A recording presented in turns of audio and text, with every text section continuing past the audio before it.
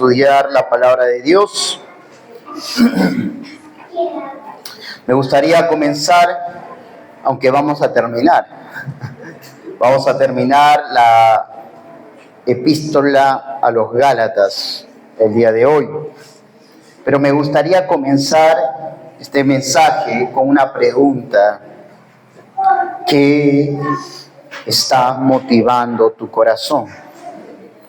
¿Qué está motivando tu corazón para estar en este lugar? ¿Qué ha motivado tu corazón para venir el día de hoy? ¿Qué motiva tu corazón para andar en la verdad, para permanecer en la fe? La motivación es importante y hoy se ha vuelto la motivación un eje de manipulación también. Predicadores que suelen motivar a las personas a ser mejores. Tú puedes, te va a ir bien, nada malo te va a pasar. Y entonces uno sale de acá, yo puedo, me va a salir bien las cosas, nada malo me va a pasar. Eso es lo que aprendí el día de hoy. Bueno,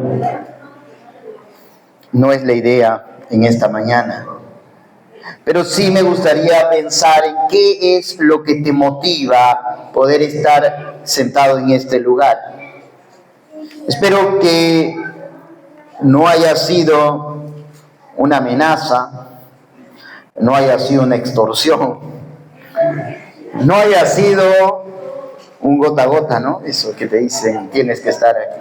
Si no, ya sabes. Pero sí, pensar en nuestra motivación nos va a llevar a saber con qué intención estamos aquí. Cuando hablamos de motivación, estamos hablando de qué es lo que incentiva a mi ser despertar muy temprano y decir, hoy voy a ir a la casa de Dios. Hoy voy a reunirme con mis hermanos. Hoy voy a ir a alabar. ¿Qué es lo que hace que te levantes con esa misma actitud cada domingo? ¿Qué es lo que incentiva a tu ser el poder estar aquí reunido? Y Pablo nos va a hablar acerca de una falsa motivación versus una correcta motivación. Una falsa motivación versus una correcta motivación que debe llevarme a mí a vivir para Cristo. Pero vamos en el contexto obviamente de Gálatas, vamos a ir viendo. Me gustaría resumir y resumiendo poco a poco. En primer lugar, sabemos que la carta a los Gálatas, venimos hablando, es una defensa al evangelio de la gracia en contraste a un evangelio por obras de la ley. Es la defensa del evangelio de la gracia. ¿Sí? No necesitamos hacer nada. Cristo lo hizo todo. Pero el evangelio el evangelio de la gracia te lleva a una conciencia de tu pecado, a un arrepentimiento de tu pecado y a una vuelta o media vuelta para seguir ahora a Cristo. También el evangelio la carta a los Gálatas es una defensa del apostolado de Pablo, ¿sí? En contraste a los autoproclamados maestros que carecían de respaldo divino. Al igual que en esos tiempos, hoy en día existen personas que se autoproclaman apóstoles, maestros, querubines. Hay un hermano que viene de Colombia, el hermano Pastor Juan de Dios, ¿no? Que viene al PEB, y él nos compartía, mano, yo he escuchado por allí ahora que hay un grupo que se está llamando querubines, ¿no? Los querubines, a ver, ¿tienen alas para volar? ¿No? Entonces hay una serie de títulos que hoy buscan los hombres para que la gente pueda decir, oh, yo quiero seguir, no quiero ser un pastor, yo quiero ser un querubín, ¿no? Y Pablo, en su carta a los Gálatas, va a hacer una defensa de cómo el respaldo de su ministerio, o el respaldo de su ministerio, lleva las marcas de Cristo, ¿sí?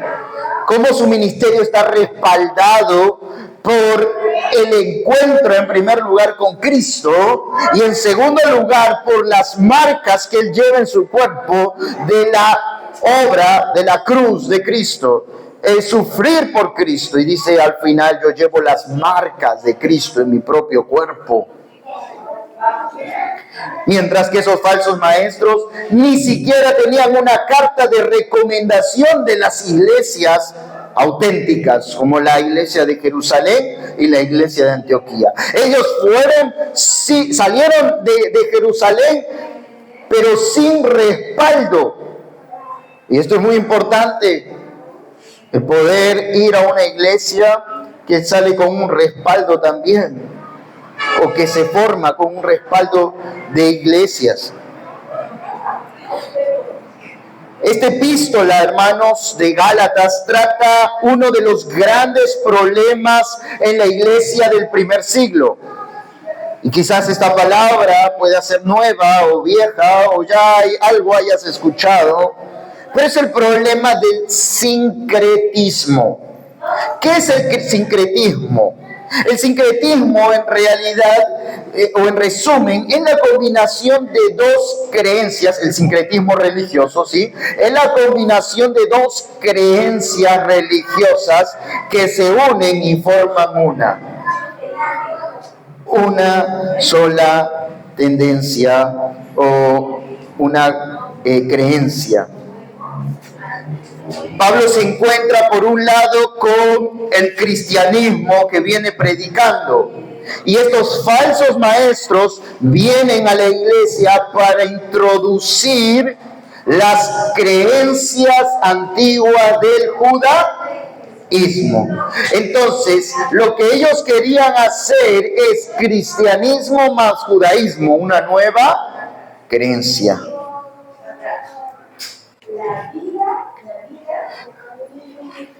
Estos falsos maestros querían hacer una nueva religión y un nuevo evangelio. Sin embargo, Pablo afirma rotundamente en el capítulo 1, versículo 7, al inicio de su epístola, Pablo dice, no que haya otro, hablando del evangelio, versículo 6, cuando habla acerca del otro, se está refiriendo a otro evangelio. No es que haya otro evangelio, sino que hay algunos que os perturban y quieren pervertir el evangelio de Cristo. El evangelio es uno.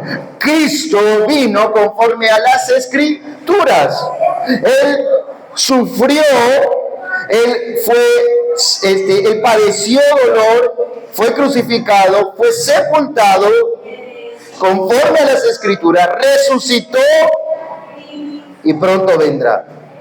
El evangelio no tiene otras, no se le puede adherir otras costumbres religiosas. Y Pablo va a decir, por eso no hay. Por lo tanto, el sincretismo, la combinación del evangelio más cualquier otra cosa, como lo hacen muchos grupos religiosos, es una perversión o distorsión del evangelio. Si yo me encuentro en un lugar o voy o escucho a un predicador que dice, mira, no es suficiente hay que hacer esto también. Además, hay que volver a las prácticas porque son bíblicas las fiestas judaicas. Además, hay que guardar el sábado porque es el día de Jehová. Y comienzan a introducir estas cosas, dice Pablo, es perversión del evangelio de la gracia, porque el evangelio se centra en Cristo y nada más que Cristo.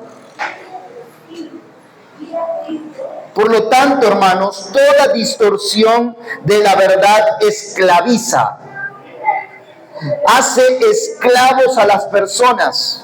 Por eso Pablo hace un fuerte énfasis en el tema, en la epístola a los Gálatas, hace un énfasis en el tema de la libertad cristiana. Hermanos, en lugar del judaísmo religioso, de las religiones que esclavizan, Pablo va a decir, Cristo ha venido a libertarnos, a traer libertad, no a esclavizarnos. Abandonen todo lo que os esclaviza para venir a la libertad de Cristo. Y por eso en el capítulo 5 de los Gálatas, versículo 1, Pablo exhorta a permanecer, a no caer ante las nuevas tendencias religiosas. Estad pues firmes en la libertad con que Cristo nos hizo libres. Hermanos, no puedes prestar atención ante las nuevas tendencias religiosas que aparecen en el siglo XXI. No podemos atender y decir, mira, esta persona me está diciendo que no es suficiente la gracia, el evangelio de la gracia. Además, tenemos que seguir ciertos ritos para alcanzar la salvación. Y uno dice, ¿verdad? Hay que hacerlo. Y Pablo nos va a decir, no. Estar firmes en la libertad y no vuelvas a la esclavitud. Así que con esta exhortación comienza una serie de imperativos a partir de Gálatas 5 que terminan de manera práctica que terminan de manera práctica el sentido de vivir en la libertad del evangelio de la gracia. Es decir, estos imperativos nos presentan cómo debemos vivir en la libertad. Nos expresa eso. ¿Qué es vivir en la libertad? Y habíamos hablado que en esa libertad hay una ley, ¿verdad?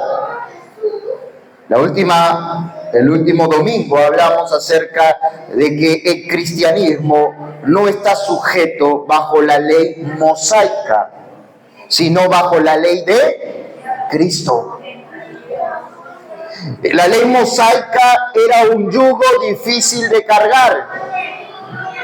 Era una carga pesada que lo que hacía era llevarte mientras cargabas y caminabas, estabas inclinado con tu cuerpo y difícil, te arrastrabas y ya no podías más. Y entonces, en medio de todo ese contexto del judaísmo, llega Jesús y dice, venid a mí todos los que estáis cargados y cansados, que yo os haré descansar.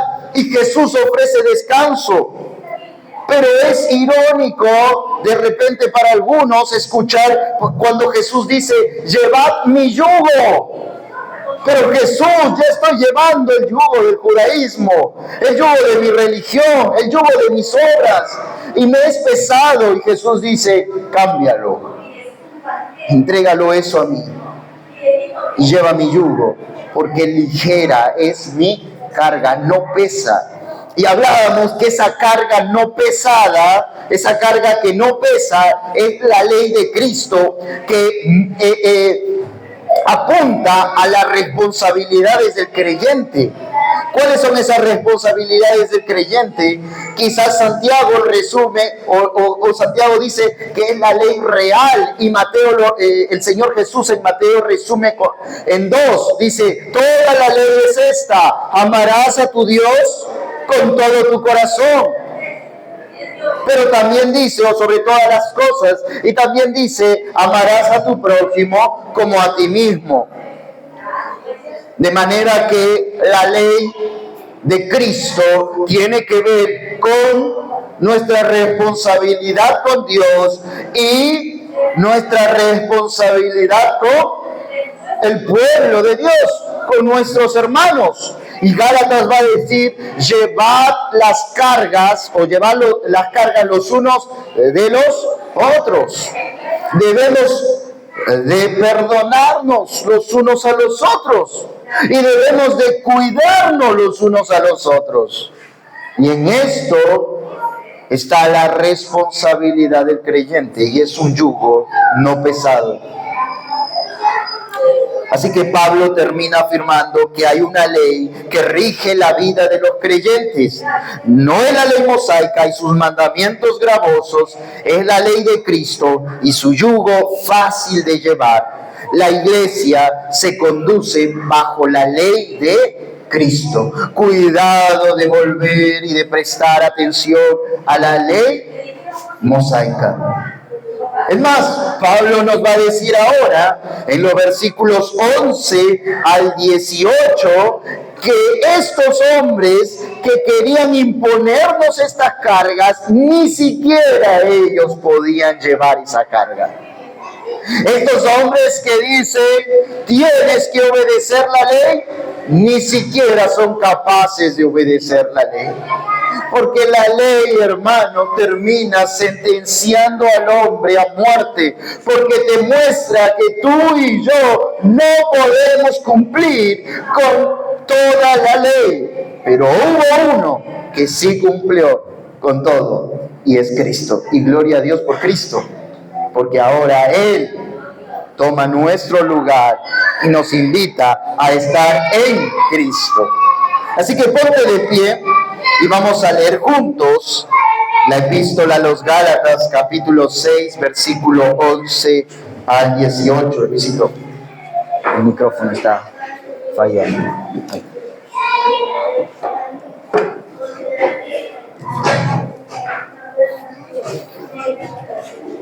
Hola, hola.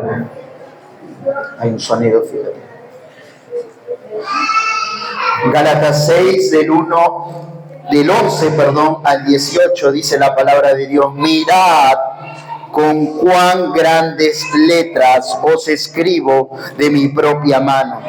Todos los que quieren agradar en la carne, estos os obligan a que os circuncidéis, solamente para no padecer persecución a causa de la cruz de Cristo. Versículo 13. Porque ni aun los mismos que se circuncidan guardan la ley, pero quieren que vosotros os circuncidéis para gloriarse en vuestra carne. Pero lejos esté de mí gloriarme, sino en la cruz de nuestro Señor Jesucristo, porque en el mundo me es crucificado a mí y yo al mundo. Porque en Cristo Jesús ni la circuncisión vale nada, ni la incircuncisión, sino una nueva creación. Y a todos los que anden conforme a esta regla, paz, misericordia sea a ellos, y al Israel de Dios. De aquí en adelante nadie me cause molestia, porque yo traigo en mi cuerpo las marcas del Señor Jesús. Hermanos, la gracia de nuestro Señor Jesucristo sea con vuestro espíritu. Amén. Oramos. Bendito Padre Celestial, acabamos de leer una porción que hoy estaremos meditando, y te pedimos, Señor, que tu Espíritu pueda convencer a cada uno de los que estamos aquí de su condición pecaminosa, y pueda también mostrarle la gracia soberana, abundante, para con nuestros pecados por medio de Jesucristo. y podamos ver que ahora esa gracia demanda de nosotros que podamos acercarnos a ti cada día con una motivación correcta. Ayúdanos a ver qué es lo que motiva nuestros corazones, el venir a tu casa, el venir y congregar en este lugar, y que podamos, al observar nuestra motivación, si hay una motivación incorrecta, cambiarla por la motivación correcta. Arrepentirnos y venir a la cruz y dejar que Cristo comience a producir en nosotros el querer como el hacer por su buena voluntad. Te alabamos, te adoramos en el nombre de Cristo Jesús. Amén. Pueden tomar sus lugares, hermanos. Hermano Luisito, la NTV, ¿me puedes ayudar, por favor? Y gracias a Dios, esta versión nos va a ayudar a hacerlo más entendible, o al menos al no tener que rebuscar mucho en las palabras, ya que su traducción es, según como hemos estado estudiando, va a apoyar esto, es en ese hilo. Esta sección final de la carta comienza con un sello del autor, versículo 11. Mirad cuán grandes letras, ¿no? Con cuán grandes letras os escribo con mis propias manos. Ahora fíjate en esta versión NTV, ¿qué es lo que dice? Versículo 11 dice: fíjense que uso letras grandes para escribirles de mi propio puño y letra estas últimas palabras. La NTV es bien literal, ¿no? ¿Por qué? Porque fíjense con qué tipo de letra está escrito. ¿Con qué tipo de letra está escrito? Mayúscula. Y las mayúsculas son letras más grandes, ¿verdad? Así que la NTV es bien literal. Fíjense con qué uso, fíjense qué uso de letras grandes, o que uso letras grandes para escribirles de mi propio puño, ¿no? Sin embargo, aquí vamos a mostrar algunas razones de por qué hace esta expresión, uso de el apóstol Pablo. ¿Por qué usa esta expresión? En primer lugar, las letras grandes apoyan, esta expresión, ¿con qué letras grandes? Apoyan la teoría de la discapacidad física de Pablo. Pablo era un hombre que después de su encuentro con Cristo se volvió o comenzó en una especie de discapacidad física. Hablando acerca de la vista, él carecía de una visión como quizás nosotros podemos ver con claridad, y puedes ver los detalles, ¿no? Pero Pablo no.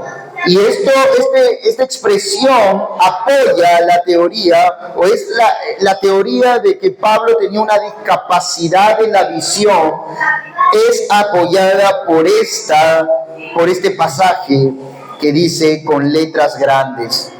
Su problema en la vista afectaba su escritura. Es por eso que Pablo, más allá de que en la NTV se escribiera o nos presentara con letras mayúsculas, probablemente es que Pablo, al no ver, tenía que hacer una escritura más pronunciada, más grande, a causa de su visión. Algunos le han llamado el problema de... Bueno, hay un nombre en cuanto a la visión que se da en Medio Oriente, y es a causa de un impacto fuerte en el ojo, y dice que el otro ojo también termina afectando por un periodo de años, dice. Más allá de eso, médicamente hablando, es posible, simplemente lo señalo, es posible que se dé a causa del impacto que fue o que tuvo el encuentro con Jesús. Entonces, es posible que esa luz de Cristo, el Cristo resucitado al revelarse a Pablo, haya generado un problema en la visión de Pablo y eso haya repercutido en sus años posteriores. Sin embargo, vuelvo a repetir, este texto sustenta la teoría de la discapacidad física de Pablo, que ha repetido en varias ocasiones. También es un peligro probable que ocurría en esos tiempos, es que se le atribuía las cartas, ¿sí? Se le podían atribuir las cartas o cualquier carta al apóstol Pablo. Entonces, para que no haya ese problema o ese peligro de que alguien escribiera y con malicia dijera, esto manda el apóstol Pablo, lo que hace Pablo es, como un sello, poner al final de sus cartas estas mismas expresiones. Primero vayamos a ver este problema que Pablo mismo lo sustenta en 2 de Tesalonicenses, capítulo 2, versículo 2. 2 de Tesalonicenses, capítulo 2, versículo 2. Miren lo que dice allí.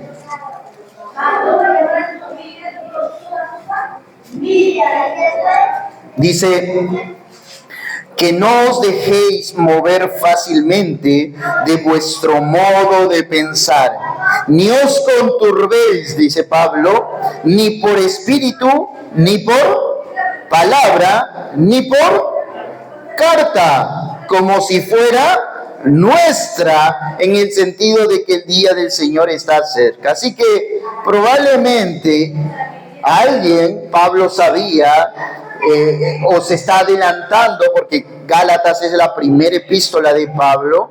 Pablo se está adelantando al peligro de que hayan hombres inescrupulosos que atribuyan alguna carta al apóstol Pablo. Así que esto de letras grandes de Pablo puede ser también un sello que se va a repetir en muchas de sus cartas. Por ejemplo, 1 de Corintios 16, 21. 1 de Corintios 16, 21. ¿Qué dice 1 de Corintios 16, 21? Dice, yo, Pablo, os escribo esta salutación de mi propia mano. ¿Vieron? Es un sello. Al final, Pablo está escribiendo. Es probablemente que solo la salutación Pablo lo escribiera, ya que él no podía ver para escribir toda la carta. Vayamos a Colosenses capítulo 4, versículo 18. Miren Colosenses 4, 18.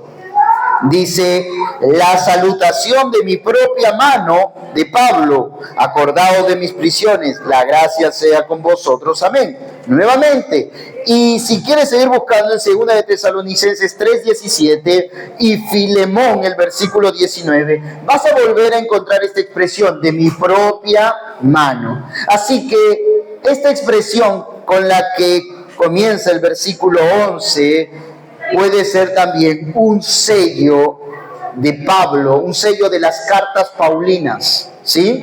Que él quiso poner intencionalmente en muchas de ellas. Ahora nos introducimos a la primera expresión. ¿Cómo comienza este versículo 11? ¿Con qué palabra? Es un verbo en realidad. Es mirad, mirad. Este verbo también se traduce con la siguiente expresión: presten atención, presten atención. O también puede ser traducido: entiendan, entiendan de una vez, ¿no? No sé si te ha pasado, le has explicado y el hijo está, no, esto, entiende, por favor. No solamente al hijo, a cualquier persona que a veces le cuesta entender, y le dices ya de una vez, entiende, por favor. Algunos lo zamaquean, lo llegan a zamaquear, ¿no? Pensando que así va a entrar las palabras un poquito más, ¿no? Más espacio, ¿no? Y Pablo está haciendo uso de esto y está diciendo de esta manera: mirad, hermanos, Presten atención. Dejen de prestar atención a otras cosas. Están distraídos con otras cosas. Atiende a lo que estoy diciéndote, a los argumentos que te estoy presentando, y por ende Pablo va a introducir el último argumento en cuanto a la gracia salvífica, la libertad cristiana. No precisamos de observar, obedecer a los viejos rudimentos de la ley. No vuelvan, aunque hayan maestros que hablen bonito y cautiven su atención. No presten atención a ello. Presten atención a mi último argumento. Y es así como Pablo va a argumentar acerca de la motivación de los falsos maestros. Así que el último argumento de Pablo que vamos a ver en los versículos 12 al 16, al 14, ¿sí? Al 16, en realidad es el argumento de la motivación. Y del 12 al 14, Pablo va a hablarnos acerca de la motivación de los falsos maestros. La motivación de los falsos maestros del versículo 12 al 14. Así que presta allí atención en tu Biblia, y si no, también aquí en la pizarra, en el ecran, la NTV, mira lo que dice. Vamos a leer esos versículos. Los que tratan de obligarlos a circuncidarse, lo hacen para quedar bien con otros. No quieren ser perseguidos por enseñar que solo la cruz de Cristo salva. Ni siquiera los que luchan a favor de la circuncisión cumplen toda la ley. Solo quieren que ustedes se circunciden para poder jactarse de ello y decir a todos que ustedes son sus discípulos. ¿Te fijaste? ¿Qué es lo que Pablo está introduciendo en este argumento? ¿Cómo sostiene este argumento? Hay pensamientos, hay una serie de digamos así, un hilo conductor con cómo construye Pablo este argumento. Y mira, vamos a ver algunas de ellas, ¿ya? O las que observo aquí. En primer lugar, la acusación de Pablo a los falsos maestros judaizantes se sostiene con propósitos carnales. Y vamos a ver acerca de cuatro cosas que observo aquí en cuanto a la intención de Pablo, a la motivación de los falsos maestros. ¿Qué motiva a los falsos maestros venir a la iglesia de Galacia, introducirse en las iglesias y enseñar acerca del judaísmo? En primer lugar, ellos quieren agradar a las personas y no a Dios. Ellos quieren, estos falsos maestros buscan agradar a las personas y no a Dios. Esto no es común hoy en día. Personas que se paran, o personas que te hablan, o personas que buscan congraciarse con la gente y no tocar el pecado. Hay muchas iglesias, querido hermano, en donde la palabra pecado está prohibido. Y se utiliza otras palabras más suaves, como por ejemplo un error. No estamos diciendo que el pecado en su concepto pueda también incluir el error o errar al blanco. Pero los términos que usamos, hermanos, son intencionales en muchos de los púlpitos para no ofender a las personas. Y hay un consejo que dice, mira, la gente ya viene dolida, no le hables más acerca del pecado, pobrecitos, ¿no? Ellos quieren escuchar que todo lo pueden. Ellos quieren escuchar que van a salir bien de toda circunstancia. Ellos quieren escuchar palabras bonitas. No le hables de palabras groseras como pecado, por ejemplo, ¿no? Y Pablo dice, claro, los falsos maestros una característica particular en su intención, en su motivación, es que buscan congraciarse con las personas. Buscan ser pasivos, ¿para qué? Para llenar auditorios. Ellos no quieren perder adeptos. Claro, porque detrás de todo esto, Pablo va a decir, hay una jactancia. Hay un orgullo, hay un querer orgullecerse y decir, miren, ¿no?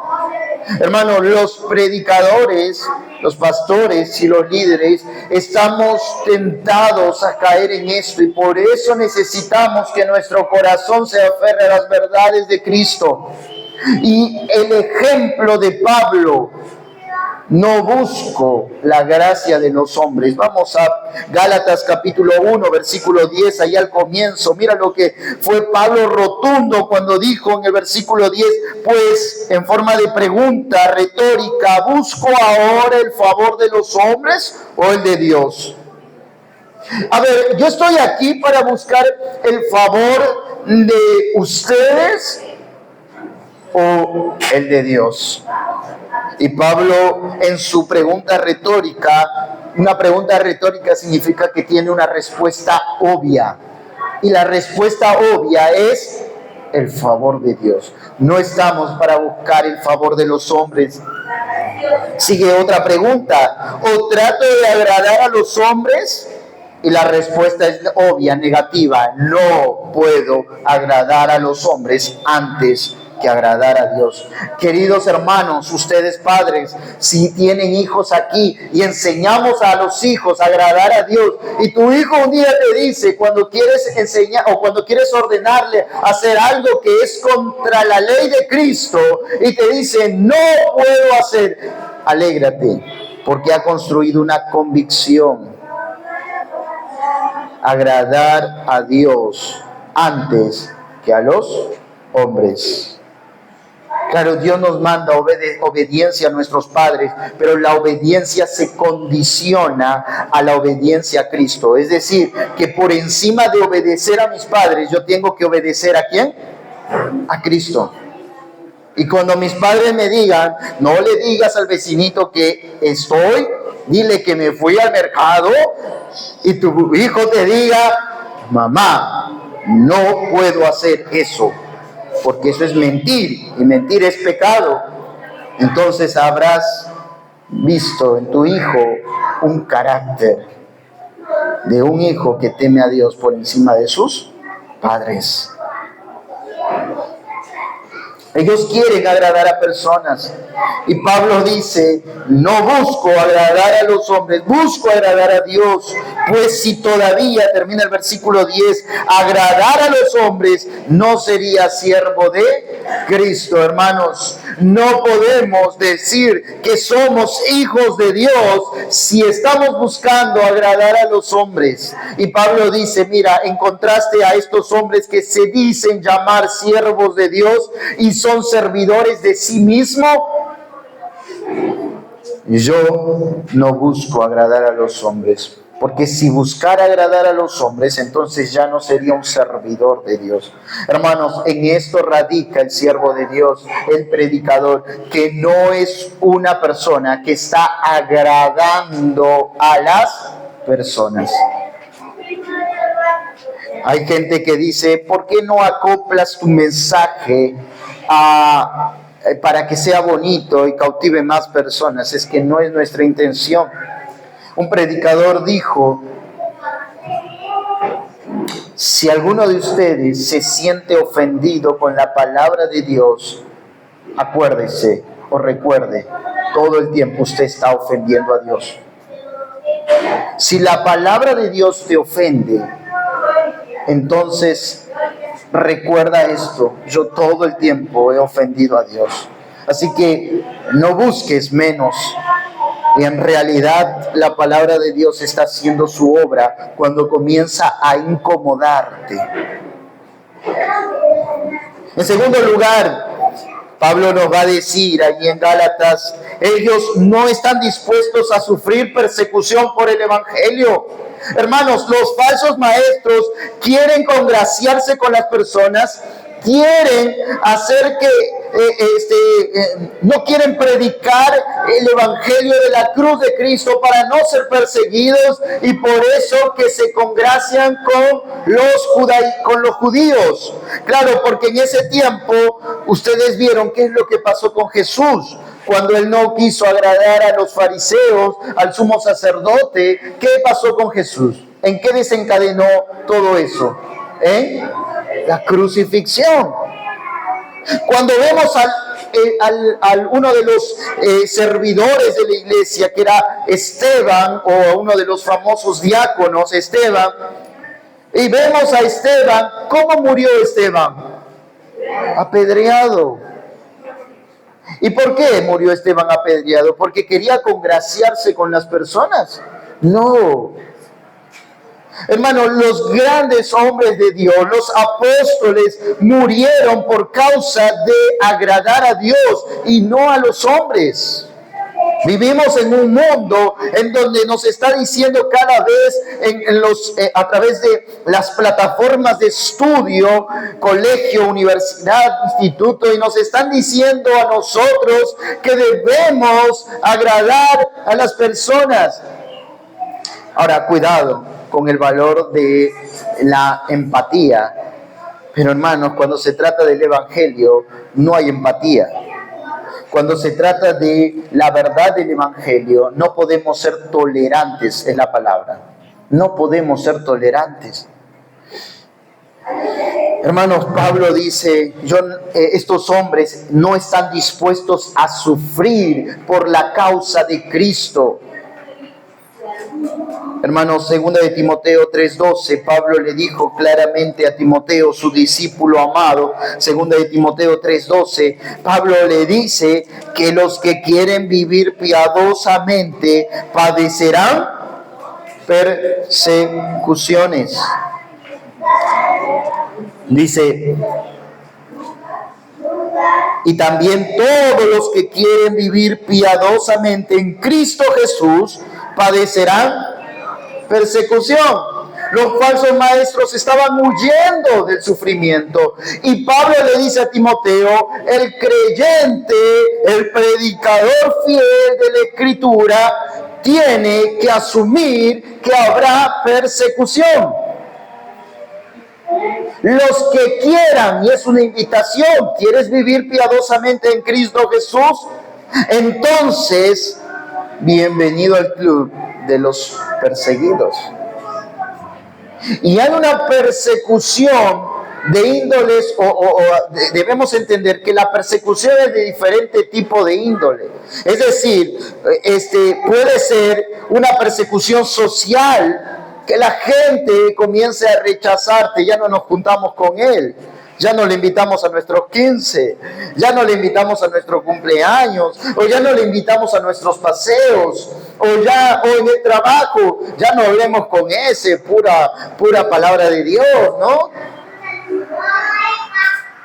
Hay diferentes tipos de persecución, de sufrimiento, hermanos, pero el punto está en: yo quiero huir de ello. Quiero realmente pasar bien. Y Pablo nos va a decir, los falsos maestros se caracterizan porque no están dispuestos a sufrir. Por eso que se congracian con las personas. La vida piadosa, hermanos, demanda sufrimiento, y aquel que no esté dispuesto a sufrir no puede vivir piadosamente. Ellos, en tercer lugar, exigen algo que no pueden cumplir. Son hipócritas. Es la siguiente característica de los falsos maestros. Dice que ellos están ordenando a las personas: circuncídense, guarden el sábado, cuiden de hacer esto, no coman cerdo, cuidado con comer morcilla. Y comienza una serie de: ¿cuántos pasos diste el sábado? ¿No? Y dice, pero ellos no pueden ni siquiera cumplir la ley. Cuando una persona le pide a otro hacer algo que no está dispuesto a hacerlo, ¿cómo se llama? Hipócritas. Y Pablo le dijo a estos hombres religiosos de su tiempo en Mateo capítulo 23 del 27 al 28, Mateo 23 del 27 al 28, mira cómo les llama. El Señor Jesús tenía sentido de humor. El Señor Jesús usaba palabras muy suaves. El Señor Jesús pasaba la manito por la espalda a estos líderes religiosos. Miren la expresión del Señor Jesús a estos líderes religiosos en los tiempos de Él, en Mateo capítulo 23. Dice, Mateo 23, del 27 al 28, ¡ay de vosotros, escribas y fariseos! Mira, ¿qué les dice? Hipócritas, porque sois semejantes ¿a qué? Sepulcro blanqueado. Qué bonito, ¿no? Sepulcro blanqueado, ese lugar de los muertos. Y en los cementerios no vamos a encontrar un olor fragante. Bueno, ahora diferente cementerio, ¿no? Bonito pasto, ¿no? Verde, parque del recuerdo, ¿no? Pero claro, pero no es la idea ahí, ¿no? Es la idea de que vamos a encontrar allí putrefacción, ¿no? Descomposición. Por eso les dice sepulcro blanqueados. ¿Qué más? Que por fuera, a la verdad, se muestran hermosos, porque los fariseos vestían bonito, ¿no? No estoy diciendo que está mal vestir con camisa y corbata, ¿no? Y con saquito. Pero digamos que ellos por fuera andaban con su maletincito a la mano, ¿no? Y te tocaban la puerta. Entonces dice así, dice versículo 28, por fuera la verdad os mostráis justos a los hombres, pero por dentro estáis llenos de hipocresía e iniquidad. Versículo 29, ¡ay de vosotros, escribas y fariseos! Me estoy salteando porque también les va a llamar de la misma forma, hipócritas, porque edificáis los sepulcros de los profetas y adornáis los monumentos de los justos. Por ejemplo, armaban así una lápida bonita, ¿no? Como les gusta a muchos armar de mármol, y decía, dedicado a Moisés, el gran libertador, ¿no? Bonito. Pero mira lo que dice. Y decís, si hubiésemos vivido en los días de nuestros padres, ahí en los tiempos de Moisés, no hubiéramos sido sus cómplices. No hubiéramos sido ese pueblo rebelde que rechazó al líder Moisés, ¿no? Y dice, no hubiéramos sido cómplices en la sangre de los profetas, así que dais testimonio contra vosotros mismos de que sois hijos de aquellos que mataron a los profetas. Porque esos mismos líderes se mancharon sus manos con la sangre no de cualquier profeta, del Mesías, de Cristo Jesús, hermanos. Así que te das cuenta, estos falsos maestros están vestidos por fuera de lino fino, pero por dentro les llama el Señor Jesús, son sepulcros blanqueados. En otro texto le dice generación de víboras con veneno, ¿no? Y cuidado con que cada uno de ustedes esté contaminado con veneno y quiera tirar el veneno, ¿no? Ellos exigen lo que no pueden cumplir. Así que es una característica de los falsos maestros la hipocresía. Pero en cuarto lugar, ellos buscan la alabanza y lo hacen de maneras turbias, apoderándose de la obra de otros. Ellos están enfocados en, a ver, ¿cuánto logré? ¿No? Es triste, pero aún en las iglesias se ha contaminado esto, ¿no? A ver, ¿cuántos se salvaron?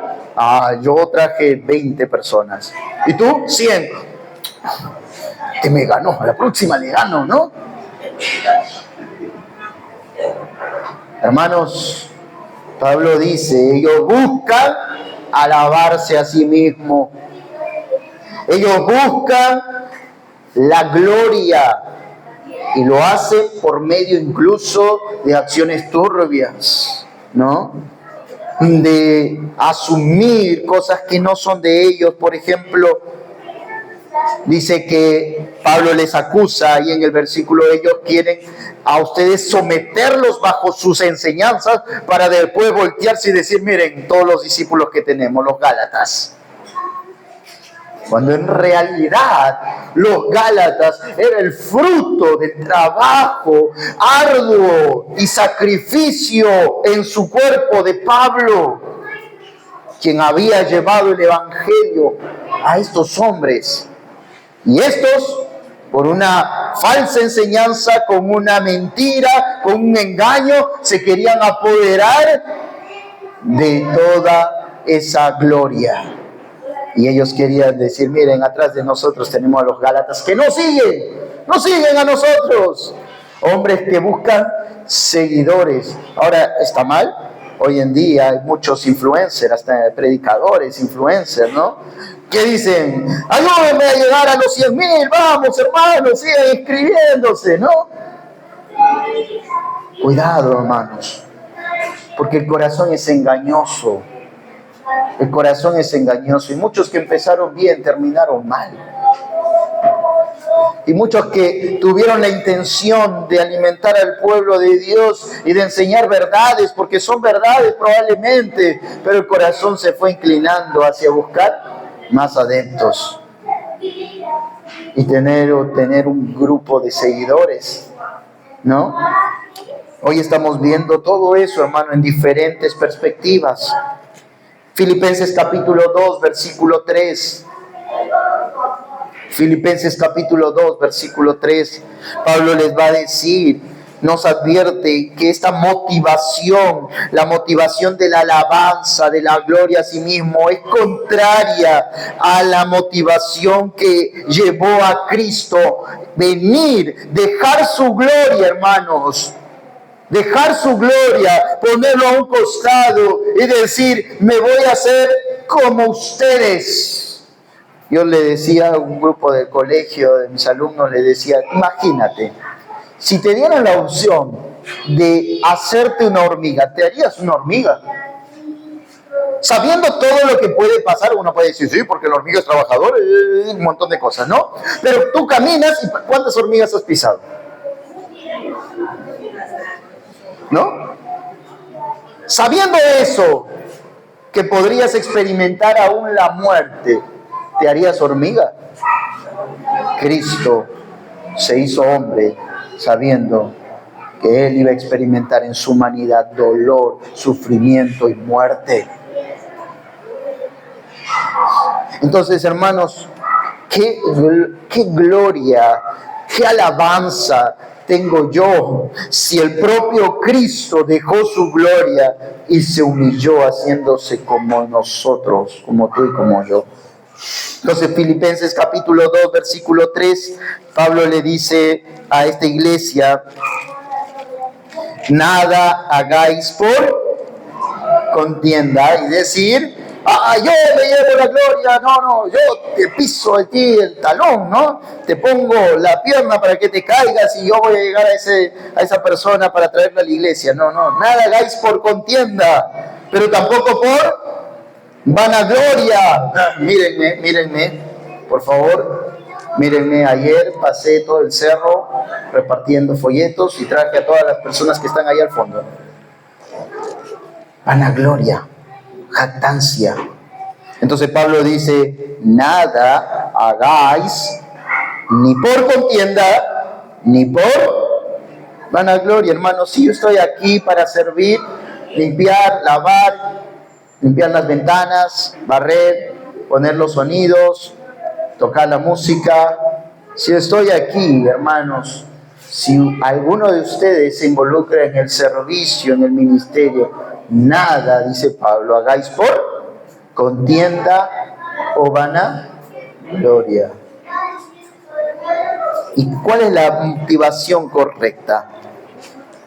Sigue diciendo, antes bien con Humildad, y ahí está. ¿Cómo debemos servir a Dios? ¿Con qué actitud debemos acercarnos delante de Él? Con humildad, estimando cada uno a los demás como superiores a Él mismo.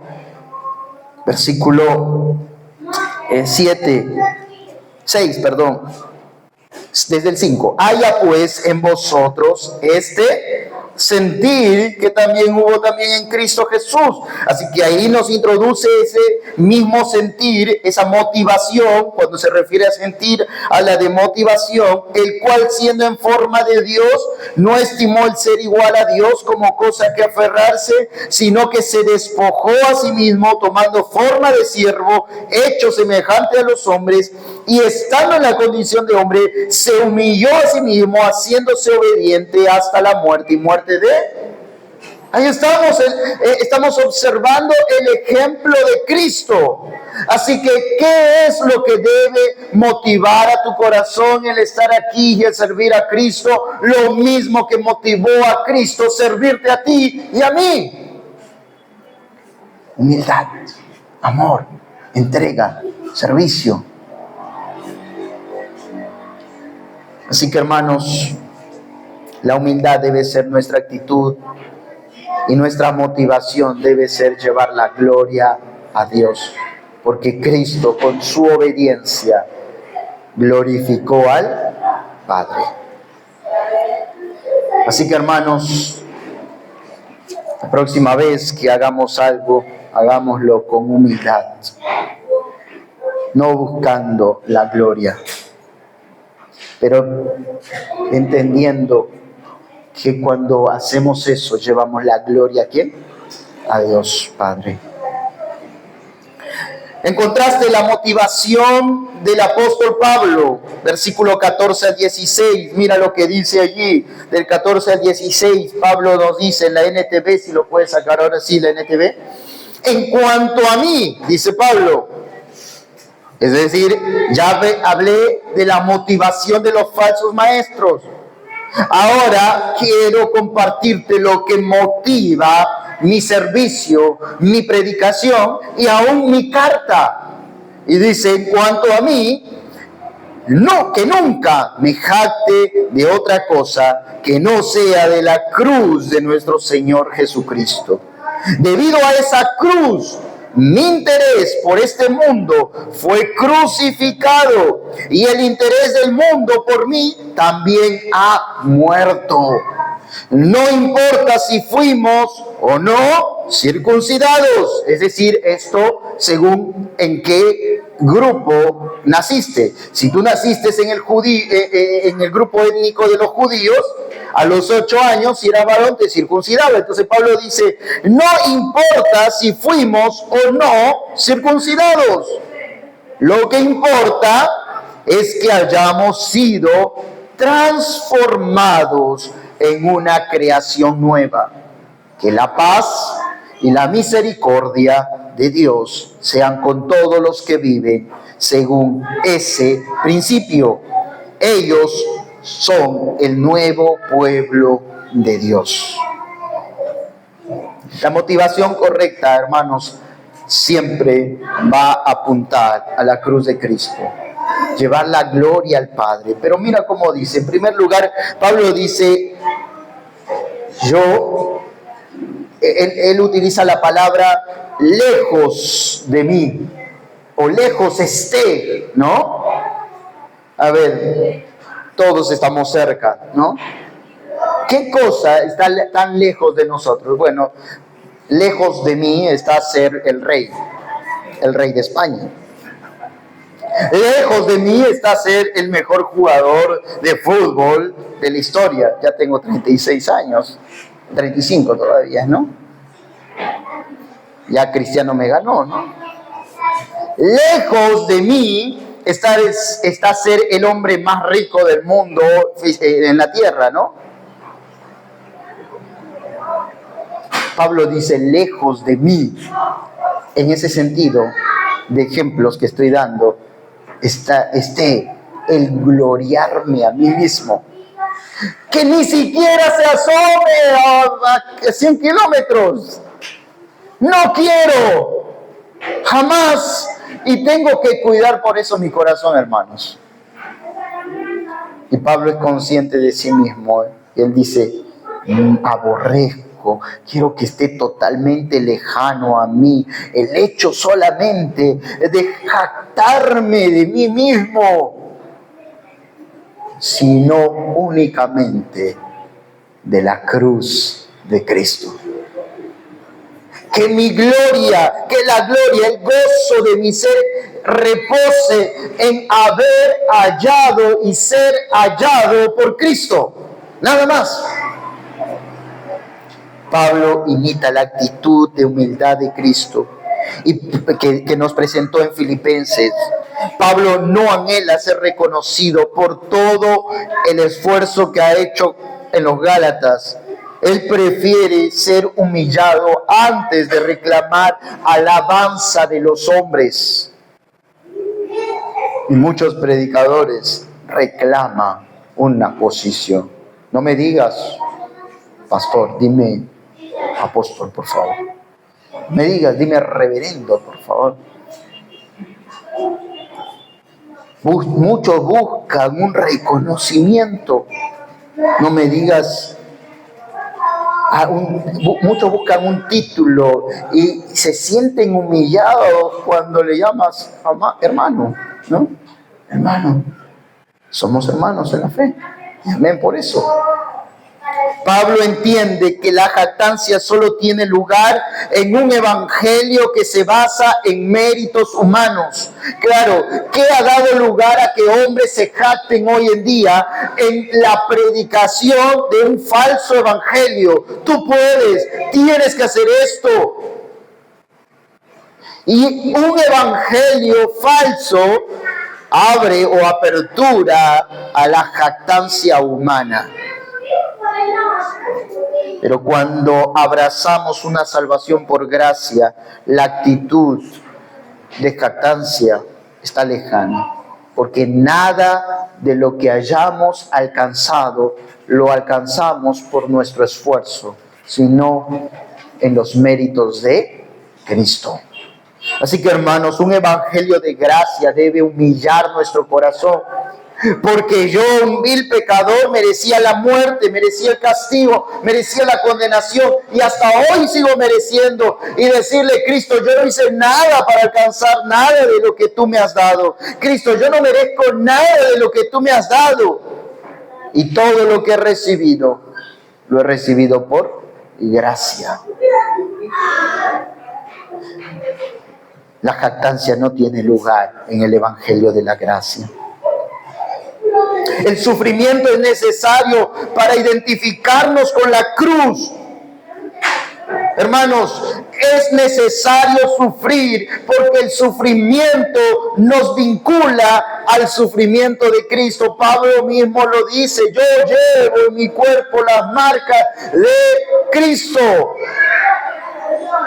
Si tú piensas que puedes vivir la vida sin las marcas de Cristo, que es sufrimiento, estás equivocado, has seguido a otro Cristo, pero no al Cristo vivo, que murió y resucitó por tus pecados. Nuestro gozo radica en padecer por causa de Cristo todas las veces que sea necesaria, incluso en la familia, en la escuela, en el trabajo o en la calle. Pablo afirma que en aquella cruz su interés por las cosas del mundo han sido crucificados. Esto implica que cualquier medio de justificación humana también ha sido crucificado en la cruz. Ya no hay mérito alguno que me pueda jactar, porque todo ha sido crucificado en la cruz. Y Pablo dice en otra porción, y ya no vivo yo, mas Cristo vive en mí. Por lo tanto, hermanos, si hay algo bueno en ti, llévalo a la cruz y crucifícalo. Porque nada de eso bueno que hay en ti es suficiente para alcanzar la gracia inmerecida. Hermano, no hay nada bueno en mí que Cristo haya visto o haya visto en el futuro. Ese va a ser pastor, por eso lo voy a salvar. No, no. En su gracia Él me salvó. Y en su gracia me llamó. Hermanos, todo es por gracia. Así que Pablo nos anima a esto. Romanos 3, 25 al 28. Busquemos ahí Romanos 3, 25 al 28. Y nos va a decir Pablo acerca de la verdadera justicia alcanzada, no en nuestros méritos, sino en los méritos de Cristo. Romanos 3, 25 al 28. Dice: a quien Dios puso, hablando de Cristo, si tú te das cuenta, versículo antes, ¿cómo termina? Cristo Jesús. Y hablando de Él, dice el versículo 25, a quien Dios puso como propiciación por medio de la fe en su sangre para manifestar su justicia. ¿No? Para manifestar su justicia, a causa de haber pasado por alto en su paciencia los pecados pasados, con la mira de manifestar en este tiempo, ¿qué cosa? Su justicia, a través de Cristo, a fin de que Él sea el justo y el que justifica al que es de la fe de Jesús. Donde, versículo 27, lo que venimos hablando entonces en un verdadero evangelio, en un evangelio que se centra en la obra de Cristo. Versículo 27, pregunta retórica: ¿dónde pues está la jactancia? La respuesta es obvia: en ningún lugar. En el verdadero evangelio de Cristo no hay lugar para jactancia. Queda excluida. ¿Por cuál ley? ¿Por la de las obras? No, hermanos, porque un evangelio que predica una salvación por obras, hay lugar para jactarse. Pero dice aquí que queda excluida la jactancia. ¿Pero por cuál ley? No por el de las obras, sino dice por la ley de la fe. Hay muchos que han trastornado esto y han dicho: la fe es una obra. Pero Pablo claramente nos muestra que la ley de la fe no es obra. La ley de la fe es gracia. Hay fe. La fe que tú y yo debemos depositar en Cristo Jesús. Y esa fe, esa ley de la fe es la que nos salva. Concluimos pues, versículo 28, que el hombre es justificado por fe sin las obras de la ley, hermanos. Pablo, el mismo escritor de los Gálatas, es el mismo escritor a los Romanos, y Pablo es rotundo en cuanto a la salvación por gracia. No hay ninguna jactancia en el hombre que ha creído verdaderamente en el evangelio de Cristo. Así que, hermanos, evalúa tu corazón. Si alguno de ustedes creyó que merece la salvación, o si alguno de ustedes ha creído que merece ir al cielo porque tiene dinero, porque es bueno, porque tiene una profesión, o porque no ha matado a nadie, está equivocado. La ley de la fe nos hace ver nuestra verdadera condición y nos muestra que el evangelio, que la salvación es la gracia de Dios. Lo que realmente importa, hermanos, Pablo termina diciendo esto en el versículo 16. Lo que realmente importa, o en el final del 15, lo que realmente importa es la regeneración por el Espíritu de Dios, es decir, la nueva creación, no la circuncisión. No importa si naciste en el pueblo judío y fuiste circuncidado. No importa si naciste en el pueblo gentil y no fuiste circuncidado y te estés pensando: ay, ¿por qué no nací en el pueblo judío para ser circuncidado y tener en mi cuerpo las marcas del pueblo de Dios? No, Pablo dice: esas no son las verdaderas marcas. Lo que importa realmente es haber sido regenerado por el Espíritu Santo. Y quiero preguntarte, querido oyente, ¿has sido regenerado por el poder del Espíritu Santo? ¿Qué es la regeneración? Es nacer de nuevo por medio de la fe en Cristo Jesús. De manera que la actitud correcta es humillarse en lugar de alabarse. Sufrir en lugar de congraciarse con el mundo. Morir antes de vivir bajo la ley o los deseos del mundo. Y poner mi atención a la obra regeneradora del Espíritu Santo antes que a las prácticas humanas o a las marcas físicas. Pero termina diciendo algo el apóstol Pablo en el versículo 16. ¿Cómo termina?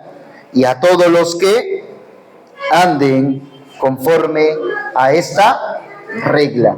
Y a todos los que anden conforme a esta regla. De manera que andar es un verbo que enfoca la profesión de la fe. Andar no es algo que hacemos eventualmente. La idea de esta palabra andar tiene que ver con comportamiento, un estilo de vida, una conducta diaria que es parte inherente de tu carácter. Y dice Pablo, de manera que andemos, y a todos los que anden conforme a esta regla, de manera que nuestro comportamiento debe ser un estilo de vida que está andando en lo que Pablo ha ido enseñando. Pablo llama a la iglesia en el versículo 16, al final, Israel de Dios. Y la NTV es precisa cuando también traduce como el pueblo de Dios. Claro, porque tenemos que dejar claro que la iglesia no ha reemplazado a la Israel étnica. Hay un grupo, una corriente que sostiene esto y dice, mira, el Israel étnico ha sido reemplazado por la iglesia. La iglesia no ha reemplazado al Israel. Israel sigue siendo un pueblo étnico. Pero el texto, cuando habla que la iglesia ahora es la Israel de Dios, está en armonía con el pensamiento que propuso Pablo en su carta, a lo largo de su carta. Vayamos a Gálatas, retrocedamos una hojita, capítulo 3, versículo 7, para entender esto. Versículo 7 dice, sabed, por tanto, que los que son de fe estos son hijos de Abraham. Así que mira la relación que Pablo está haciendo. Dice, los que son de fe, estos son hijos de Abraham. La relación que tiene. Ahora vayamos al versículo 9. Dice, de modo que los de la fe son bendecidos con el creyente Abraham. Los de la fe reciben la bendición junto con el creyente. Interesante como Pablo utiliza.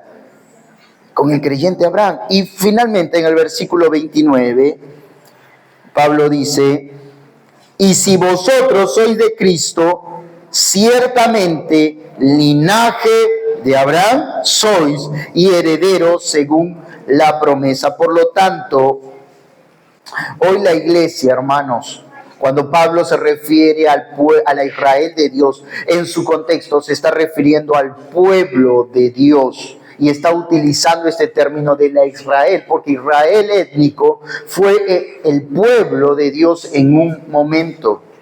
De manera que la iglesia, los que creen en Cristo o los que vienen por la fe, los que se sujetan bajo la ley de la fe en Cristo, ellos vienen a ser el pueblo de Dios en este tiempo. Hermanos, Israel étnico fue el pueblo de Dios en el pasado y será el pueblo de Dios en el futuro. Pero hoy el pueblo de Dios es la iglesia. La iglesia. No confundamos esto. No pongamos nuestros ojos en Israel. Pongamos nuestros ojos en la iglesia. Y vivamos en este pueblo de Dios, asumiendo nuestra responsabilidad y todas las demandas de Dios al pueblo de Dios. Versículo 17 termina diciendo, de ahora en adelante, Pablo lo dice en esta versión, de ahora en adelante, que nadie me cause problemas con esas cosas. Es una conclusión. Terminó con la motivación falsa de los falsos maestros, del 12 al 14, la motivación correcta, que es la motivación del apóstol Pablo. Y en el versículo 17, Pablo concluye diciendo, de ahora en adelante, nadie me moleste, nadie me cause problema con esas cosas. Qué fuerte, ¿no? El apóstol Pablo diciendo, mira, el último argumento presentado, no hay excusa. Nadie puede levantarse y decir, Pablo, tú no eres un apóstol. Pablo, el evangelio que has predicado no es el evangelio de Cristo. Nadie puede decir. Por eso Pablo dice, nadie me cause molestia. Pablo tiene la autoridad de Cristo para decir al pueblo de Dios, ninguno de ustedes me cause molestia, objetando o interfiriendo o estorbando aquí en la iglesia de Cristo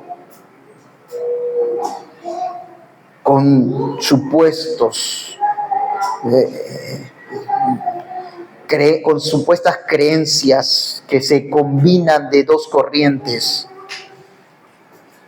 Y por lo tanto Pablo termina en esta porción, en este versículo, diciendo, yo llevo en mi cuerpo cicatrices que muestran que pertenezco a Jesús. Qué lindo, hermanos. Pablo muestra cicatrices. Me acuerdo a Tomás diciendo, yo no creo que tú eres, a ver, muéstrame tus manos, y Jesús le muestra las manos, ¿no? Mira, Tomás, mis manos. Y yo no sé si tú seas ese Tomás que busca mirar las manos. Ah, ¿verdad, no? Tienes las cicatrices, ¿no? Pero la iglesia de Galacia, la iglesia de los Gálatas, probablemente era como Tomás. Y Pablo le dice así como a Cristo, mira las marcas que llevo en mi cuerpo de Cristo. Las cicatrices que llevo en mi cuerpo y muestran que pertenezco a Cristo. Mira las cicatrices de los falsos maestros. Ellos solo buscan alabarse a sí mismos. Ellos solo buscan llenarse los bolsillos. Ellos solo buscan que la gente los siga. Y Pablo nos dice, pero yo tengo las marcas de Cristo. De manera que así como los falsos maestros se jactaban de llevar en su cuerpo la marca física, que era la circuncisión, Pablo toma esta misma categoría de argumento y de autoridad y frena a los que desmerecían su ministerio con las marcas físicas de su encuentro con el Señor y de padecer por el Evangelio de Cristo. Pablo ha demostrado entonces que la motivación de estos falsos maestros es incompatible con lo que motivó a Cristo venir a este mundo y sufrir por nosotros, hacerse hombre. En Filipenses 2, 5 al 8, que ya hemos leído. Hubo uno, hermanos, sin embargo, que sí estuvo dispuesto, a diferencia de estos falsos maestros, a sufrir el mayor dolor. Y no estoy hablando de la muerte. Estoy hablando de llevar sobre sí mismo, sobre sus hombros, el castigo tuyo y mío. Y ese uno se llamó y se llama Cristo Jesús. Él estuvo dispuesto a cargar con el peso, con la ira, con el castigo Aquel Jesús se humilló haciéndose hombre como nosotros y en esa condición fue obediente, dice Pablo a los Filipenses, hasta la muerte y muerte de cruz. Y de esa manera Cristo se hizo ofrenda por nuestros pecados. Cristo se hizo la ofrenda perfecta que pudo satisfacer la ira del Padre.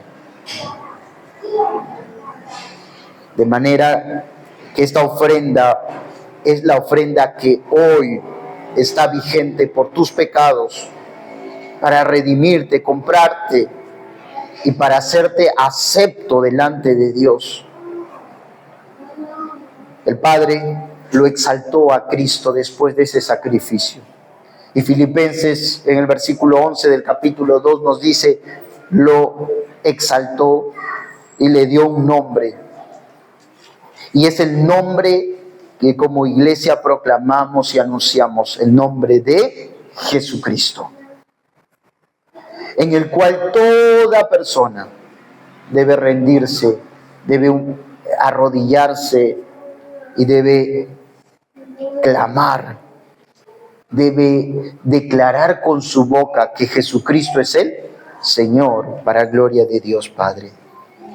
Así que ese Cristo hoy se para delante de ti y te dice, ¿cuál es tu motivación para estar hoy aquí? Y espero que tu motivación o tu respuesta sea tú, Cristo. Mi motivación es Cristo. Vivir para Cristo, morir para Cristo. Y así como Pablo, estar dispuesto a sufrir por el Evangelio de Cristo, pero también a llevar la gloria en cada lugar donde yo esté, darle la gloria a Cristo. Hermanos, la pregunta final son: ¿cuál es la motivación que te trajo a este lugar? Pero también, ¿estás dispuesto a andar bajo la ley de Cristo, donde eres gobernado por el Espíritu de Dios y donde vives en armonía con la familia de Cristo para edificarse mutuamente? Vamos a orar. Cierra tus ojos, inclina tu rostro. Vamos a orar. Padre que estás en los cielos, te damos gracias y te alabamos, te adoramos por lo que has hecho, por haber enviado a Jesucristo, tu Hijo amado, por haber hecho posible nuestra salvación, nuestra redención. Gracias, Señor, porque entendemos hoy que nuestros pecados han hecho una gran separación entre nosotros y tú, pero la sangre de Cristo, el sacrificio perfecto de nuestro Señor Jesucristo, nos ha acercado delante de ti para alcanzar gracia y misericordia. Nosotros hemos creído en ti para salvación. Hemos creído en aquel nombre que tú colocaste por encima de todo, el nombre de Jesucristo. Y por aquel nombre hoy nos acercamos delante de ti para también ser obedientes a tu palabra y para evaluar nuestra motivación, corregirla, arrepentirnos de ella, como Pablo pretendía que los Gálatas al final de esta carta pudieran volver su corazón al Evangelio de la gracia y a caminar en la libertad cristiana. Hoy nosotros somos llamados a poner nuestros ojos en aquel Evangelio de gracia y poder caminar en la libertad, pero bajo la ley de Cristo Jesús. Padre, gracias por tu iglesia. Gracias por cada persona que ha oído tu Evangelio. Señor, que tu Espíritu pueda producir arrepentimiento y que puedas doblegar el corazón más duro que está aquí, pero que también confrontes a ese corazón duro que está resistiendo la gracia de Cristo, que puede entender que hay condenación, castigo, disciplina de parte de Dios, y una horrenda expectación de juicio que viene por esa persona. Padre, oramos para que tu gracia sea la que nos cubra a tu iglesia cada día. Y queremos, Señor, caminar y vivir en esa gracia. En el nombre de Cristo Jesús. Amén. Amén, hermanos.